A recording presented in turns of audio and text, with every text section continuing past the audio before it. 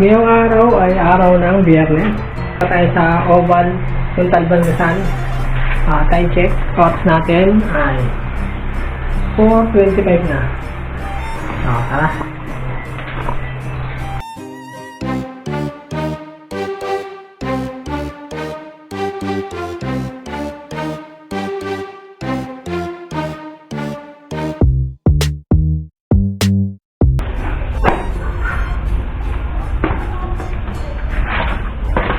Napupunta tayo ngayon mga tropa sa Oval Montalban. Nasa labas na yung motor natin. Ayun o.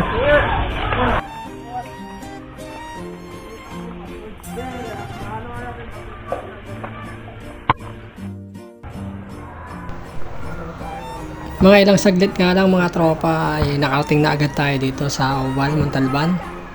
Yan, dito tumatanaw-tanaw muna ako.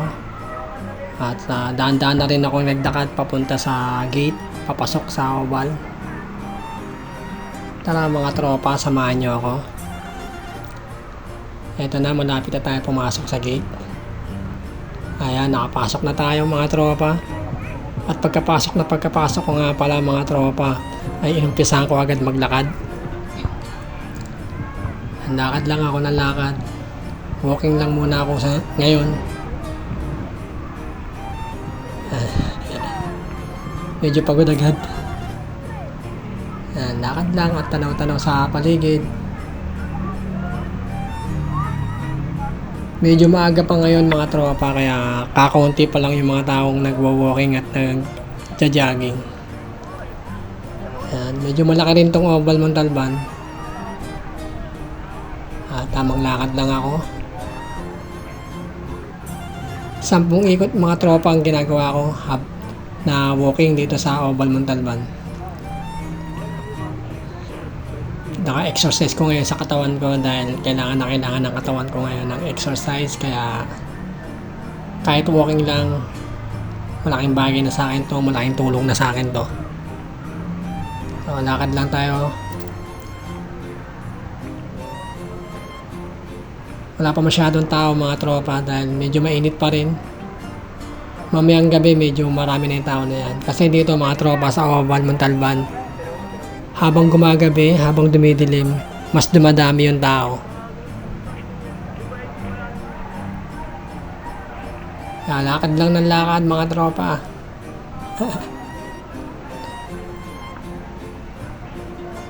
Maya pagka naka-isang ikot na ako o 10 ikot na ako, tatakbo na rin ako. Pero sa ngayon, lakad lang muna tayo para ma-warm up natin yung mga binti natin para hindi mabigla.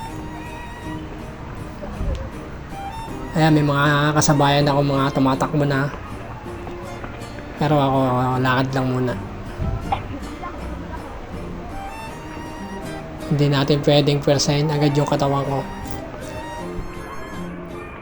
Dito mga tropa sa Oval Montalban, ang isang lap or isang ikot ay katumbas ng 400 meters. So 10 ikot o 10 laps yung ginagawa ko, katumbas niya ng 4 kilometers at 4,000 meters. Ayun, malaking tulong na yun sa katawan ko. Paulit-ulit ko lang siyang ginagawa pag may time. Every other day kung siya kung gawin, kasi minsan sumasakit din yung binti ko. Parang nangangalay siya. Hindi pa siya sanay. So ayan mga tropa, tumabi muna ako sa gilid para makapagpahinga ng konti. Relax muna. Tanaw-tanaw ulit sa mga kasabayan natin nag-walking at nagja-jogging. At yun na nga mga tropa, after natin magpahinga ng 5 minutes ay maglalakad na ulit tayo. Nakapagpahinga na yung binti natin. Maya siguro tatakbo na rin tayo. Hanggang dito na lang muna mga tropa.